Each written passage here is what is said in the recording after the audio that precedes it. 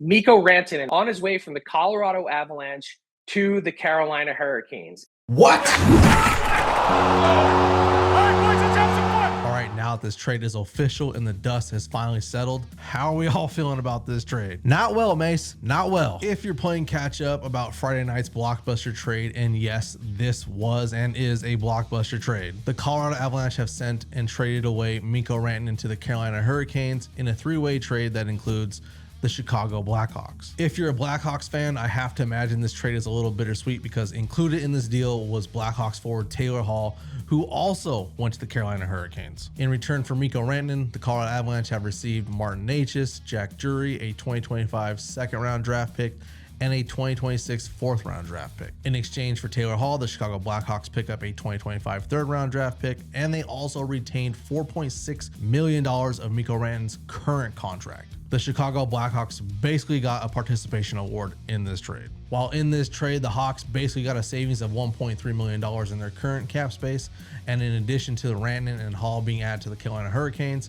they've added $2.4 million to their current cap hit this year. With Rantanen now traded and both Necas and Drury joining the team, the Avalanche actually saved $1.2 million in their current cap space this year. So like I mentioned, the Chicago Blackhawks didn't really walk away with much from this trade other than retaining some money and getting a player off their roster in Taylor Hall. They did get a third round pick, and is it possible they hit on that third round pick next year? Possibly, but I wouldn't count on it. So what makes this deal so freaking crazy in a blockbuster trade? Well, for one, Mikko Rantanen is an absolute gamer. He is a game changer. The dude has got some crazy good talent. He's actually in the mix for being an MVP player this year. There's two on the Colorado Avalanche, and he's one of them. Well, he was on the Avalanche. I still can't believe this happened. One-timer score!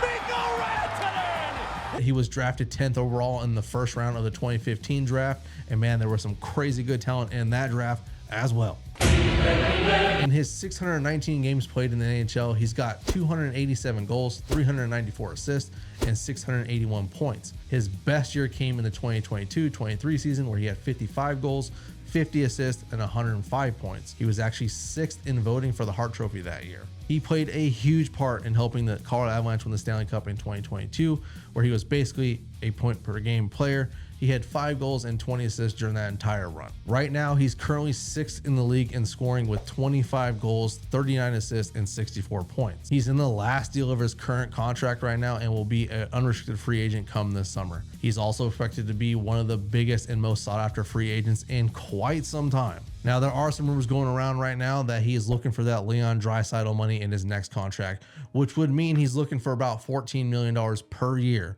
in his next deal. Now, this is where the problems come with Mikko Rantanen and the Colorado Avalanche. If he were to stay with the Colorado Avalanche and they did get a deal done, and he did get $14 million per year like he wants, or supposedly the rumors are out there saying that he wants, he would be getting paid more than both Nathan MacKinnon and Cale Makar. Now, I will say that Mikko Rantanen is a crazy good player, and that dude is going to get paid crazy fat in his next deal. But is he worth more to the Avs than Nathan MacKinnon and Cale Makar? There were some rumors going around that a deal wasn't going to get done with the Colorado Avalanche, and up until last night, this Avs roster was looking crazy stacked. Like, I really had them picked to make a pretty good run in the playoffs this year. And with this roster and with Rantanen on the team, the Avs actually had a really good shot at winning the Stanley Cup this year. Oh, man, what the fuck, man? I still think they do, but it was a little bit better with him on the roster, for sure. You think? With the impending possibility of Mikko Rantanen signing with a new team in free agency this coming summer, the Colorado Avalanche had to make the tough decision in trading him now while his value is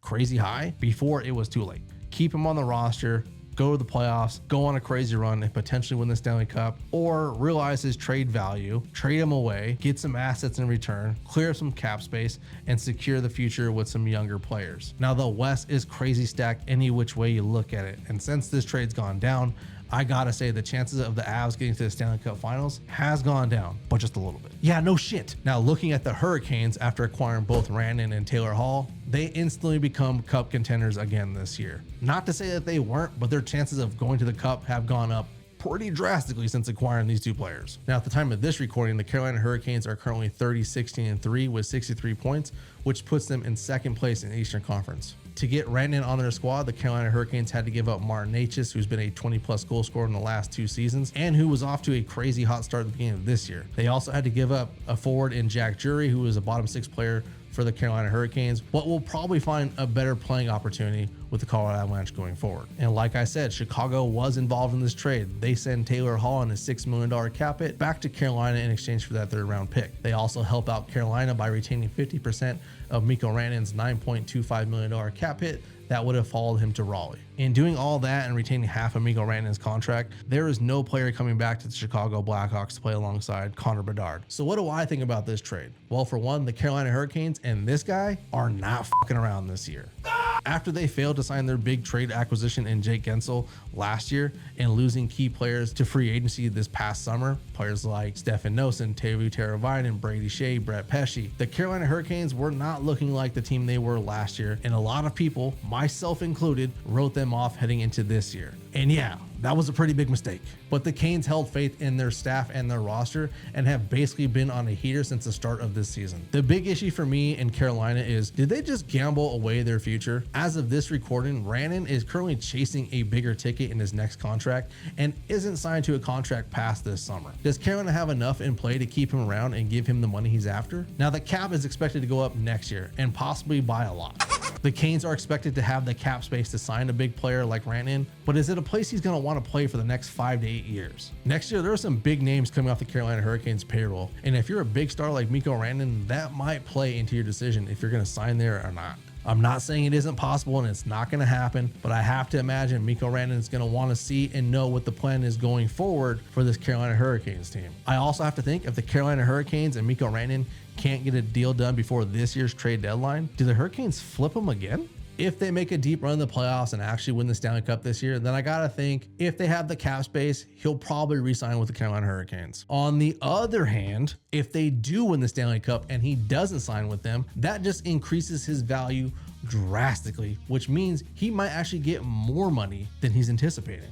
From everything I've seen and heard about playing in Raleigh, it seems like it is a player's dream. You got crazy good fans, you got crazy good talent, you got a good coach, you got a player's coach, which is a big factor in signing with a good team. But obviously, I think this year's success is going to play a big part in Rantanen's decision whether to sign there long term or look for a bigger deal going into the summer. All right, I'm going to play armchair GM really quick and possibly say something stupid, but I think there might be a sleeper team out there who might make a crazy pitch for Mikko Rantanen this summer if he doesn't re-sign with Carolina this year. If you're a Canes fan, just hope a deal gets done before the summer, or at least you guys win the Stanley Cup, because if you don't, I could see the Winnipeg Jets completely ruining your summer. Winnipeg is in the mix for a cup run this year just as much as Carolina, but I think their window for the next couple of years is a little bit bigger and a little bit wider than Carolina's, and they have some money to spend. Their team is a little bit younger with an average of 28.9 years old compared to Carolina's 29.5, with some solid goaltending from Connor Hellebuck and more offensive depth than what Carolina currently has in their lineup. The downside to this is, well, it's Winnipeg. It's not an ideal destination for anybody, but it is an absolutely insane hockey market when their team is playing well,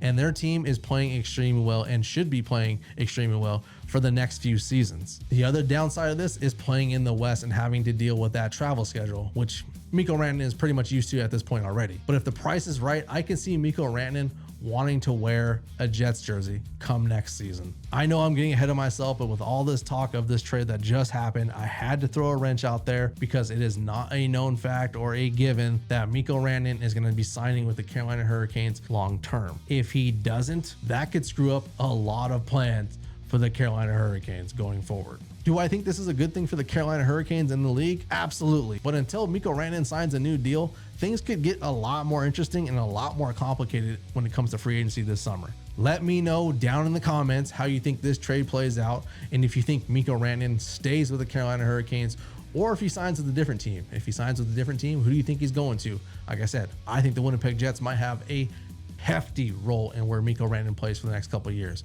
But until then, hit that like button, hit that subscribe button, turn those notifications on, and I will catch you boys in the next one. Peace out.